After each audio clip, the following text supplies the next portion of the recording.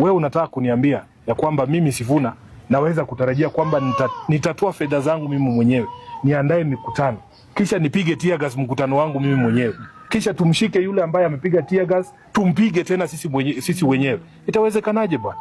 Itawezekanaje? Tunataka kuambia kwamba hatutatishwa. Wakenya wana uhuru wa kutembea, Wakenya wana uhuru ya kushirikiana, Wakenya wana uhuru wa kuzungumza na kusema mambo yao. Tunataka katika mfumo wa demokrasia kila mtu apewe ruhusa ya kusema mambo ambaye anahitaji kusema ama anafikiria kwamba ni sawa kwake.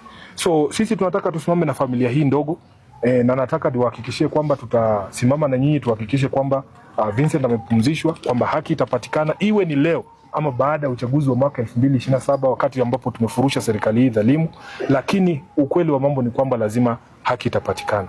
Kwa hayo mengi sisi tunasema tu pole na tunaomba kwamba Mwenyezi Mungu aweze kuwafariji wakati huu mgumu.